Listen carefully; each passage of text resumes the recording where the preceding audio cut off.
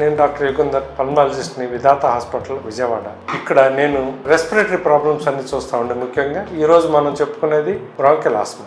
Asthma అంటే దగ్గు, ఆయాసం, పిల్లి కోతలు ఇవి వస్తూ ఉంటాయి. కొంతమందికి సెకండరీ ఇన్ఫెక్షన్ వచ్చినప్పుడు జ్వరం కూడా రావచ్చు. వీళ్ళు పల్మాలజిస్ట్ దగ్గరికి వెళ్తే చూసి చక్కగా వ్యాధిని నిర్ధారించడం simple test like x ray, blood test, సింపుల్గా స్పైరోమెట్రీ అనే ఒక టెస్ట్ ఉంటుంది. పల్మరీ ఫంక్షన్ టెస్టింగ్ అంటాం. స్పైరోమెట్రీ చేస్తే మనకి ఎంత సివియారిటీ అనేది తెలిసింది, అలాగే ఎంత సివియారిటీ, ఎంత డోస్ వాడాలి అనేది తెలుస్తుంది. దాన్ని బట్టి మనం ట్రీట్మెంట్ ఇస్తాం. సో ట్రీట్మెంట్ యూజువల్గా టాబ్లెట్లు ఉంటాయి, ఇన్హేలర్స్ ఉంటాయి. టాబ్లెట్లు వచ్చి సమ్ సెకండరీ ఇన్ఫెక్షన్స్ ఉంటే ఇస్తాం. ఇన్హేలర్స్ అంటాం వాటిని సాల్బుటమాల్, ఇప్రాట్రోపియం, బుడేకార్ట్ ఇట్లా ఉంటాయి. ఇవి రెండు రకాలుగా ఉంటాయి. ఒకటి రిలీవర్స్, రెండు కంట్రోల్స్. సో బోత్ వాడాల్సి ఉంటుంది.